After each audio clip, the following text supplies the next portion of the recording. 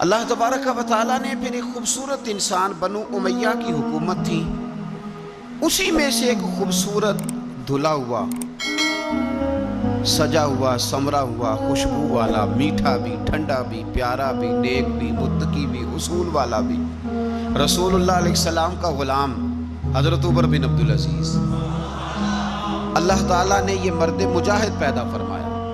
آپ مدینہ شریف میں پیدا ہوئے، آپ کے جو والد گرامی تھے وہ مصر میں گورنر تھے۔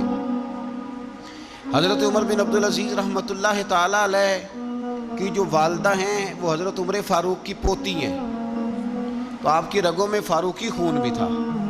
حضرت عمر بن عبدالعزیز رحمۃ اللہ تعالیٰ علیہ کے والد گرامی نے آپ کو مدینے میں پڑھنے کے لیے چھوڑا۔ حضرت صالح بن کیسان ایک عالم اور محدث تھے، ان کے پاس آپ نے تعلیم پائی، اور جناب عمر بن عبدالعزیز رحمۃ اللہ تعالیٰ علیہ کے والد اگرچہ مصر میں تھے لیکن آپ کو مدینہ میں رکھا، آپ نے مکمل تعلیم حاصل کی، علم حاصل کیا، چھوٹی سی عمر میں قرآن پاک کے حافظ بھی ہو گئے۔ پھر جب بڑے ہوئے تو اللہ نے یہ موقع دیا، چونکہ خاندان کی حکومت تھی تو آپ مدینہ شریف کے گورنر بنے،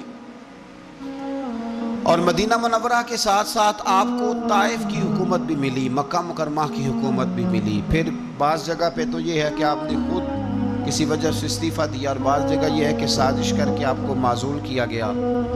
لیکن حضرت عمر بن عبدالعزیز نیک بڑے تھے، پرہیزگار بڑے تھے، پر خوش لباس بھی بڑے تھے۔ خادم کو جب بھیجتے تھے نا بازار تو کہتے تھے جو سب سے مہنگا جوڑا ہو وہ خرید کے لانا، خوشبو بہترین استعمال کرتے تھے۔ جب گزرتے تھے تو لوگوں کو پتہ چلتا تھا کہ کوئی عام نہیں گزرا، عمر بن عبدالعزیز گزرے۔ جب تک گورنر رہے، جب تک خاندان میں رہے، ماحول اور رہا۔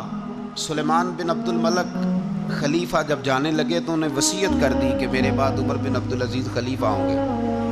یہاں تو لوگوں کو عہدہ ملے تو لوگوں کی کیفیت بدل جاتی ہے نا، لیکن جب حضرت عمر بن عبدالعزیز کا اعلان ہوا تو رونے لگے، ایک کونے میں بیٹھ کے رونے لگے، فرمانے لگے مجھے امید نہیں تھی کہ وہ اتنا بڑا بوجھ میرے کندھوں پہ ڈال کے چلا جائے گا۔ اتنے سارے لوگوں کا بوجھ، اتنے سارے لوگوں کی آزمائش۔ خیر چونکہ وصیت تھی، آپ کی بیعت لی گئی۔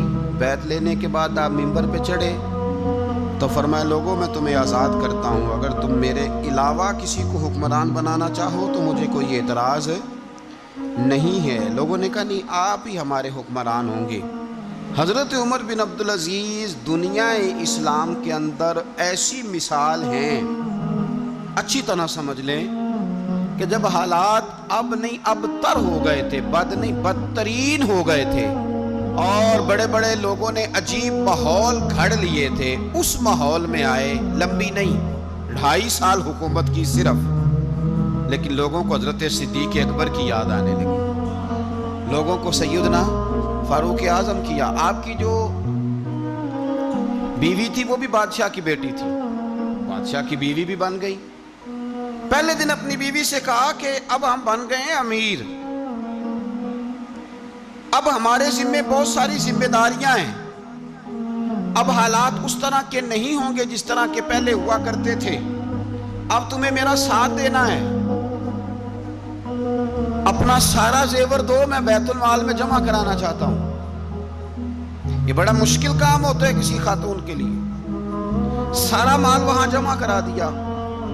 پہلے دن ہی سارے کپڑے سپڑے حضرت عمر نے اپنے خیرات کر دیے، سادہ لباس پہن لیا، اور بڑی تھوڑی غذا گھر میں آتی تھی، بیت المال سے تھوڑا سا وظیفہ، جائیدادیں ساری دے دی اللہ کے راستے میں، غریبوں میں بانٹ دی۔ ایک دن گھر میں تشریف لائے تو بچیوں نے منہ پہ ہاتھ رکھ لیا۔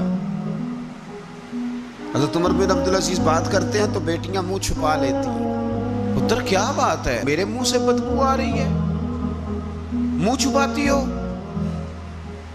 تو بچیاں خاموش ہوئیں۔ جب دوبارہ پوچھا تو کہنے لگے ابا جی جو آپ خرچہ دیتے ہیں نا اس میں 2 وقت روٹی نہیں پک سکتی۔ وہ یارو میں آپ کو وقت کے امیر کی بات سنا رہا ہوں، یہ جو رکھ رکھاؤ میں نے اور آپ نے بنا لیا ہے تو خرچے اتنے بڑھا لیے کہ ہم الجھ گئے، ہم سے پورے نہیں ہوتے۔ لیکن جنہوں نے اولادوں کو سادہ رکھا، حالات قابو میں رکھنے میں کامیاب ہو، بچ گئے۔ میرے نبی کریم صلی اللہ علیہ وسلم نے فرمایا ضرورت کے مطابق جسے اللہ نے روزی دے دی وہ کامیاب ہو گیا. لیکن ہم بہت الجھ گئے، بہت دور نکل گئے. بیٹیوں نے منہ میں ہاتھ رکھا، پتر کیا بات ہے ابا جی، اتنے پیسے آپ لاتے ہیں، 2 وقت کی روٹی نہیں پک سکتی، تو ہم نے پیاز سے روٹی کھائی ہے، منہ سے بدبو آ رہی ہے، تو اس لیے آپ کے سامنے منہ نہیں کھولا کہ آپ کو کراہت ہوگی. تو حضرت عمر بن عبدالعزیز آنکھوں میں آنسو تو آئے، پر کہنے لگے یا اللہ تیرا شکر ہے کہ جس جگہ میں اپنی اولاد کو کھڑا کرنا چاہتا تھا میری اولاد وہاں کھڑی ہو گئی ہے. یہ پیاز سے روٹی کھا کے بھی شکر ادا کرتی، پیاز سے روٹی کھا کے بھی. حضرت عمر بن عبدالعزیز نے اپنے گھر کے اندر عید والے دن، بیٹیوں نے کہا ابا جی جوڑے پرانے ہیں یارو، ہو جاتا ہے، بس تھوڑا سا نا توجہ کی ضرورت ہے، ہو جاتا ہے، نئے کپڑے لینے ہیں. اب ایک گھر میں شادی ہوتی ہے تو اس گھر سے تعلق رکھنے والے ہر گھر میں شادی سمجھنے شروع ہو گئی. لاکھوں روپے کا مال صرف کپڑوں پہ، جوتوں پہ اور ان کے لوازمات پہ لگتا ہے. غربت کیسے ختم ہوگی؟ حالات کیسے ٹھیک ہوں گے؟ پردیس میں جانے والے واپس کیسے آئیں گے؟ کس طرح یہ ماحول ٹھیک ہوگا جب اخراجات اتنے بڑھا لیے جائیں؟ حضرت عمر بن عبدالعزیز رحمۃ اللہ علیہ کی بیٹیوں نے کہا عید پہ کپڑے لینے، ضد کی تو جناب عمر نے اپنے وزیر خزانہ کو خط لکھا، فرمایا 1 مہینے کی تنخواہ مجھے ایڈوانس دے دو، بیٹیوں کے کپڑے لینے ہیں. تو جب بادشاہ عمر بن عبدالعزیز جیسا ہو تو پھر وزیر بھی نیک ہی ہوتے ہیں، وزیر بھی نیک. تو وزیر کہنے لگا حضور کچھ باتیں آپ سے سیکھی ہیں، اگر اجازت دیں تو کر لوں. کہا جناب کرو. کہنے لگے آپ 1 مہینے کی تنخواہ ایڈوانس مانگ رہے ہیں، آپ 1 مہینے تک زندہ رہیں گے؟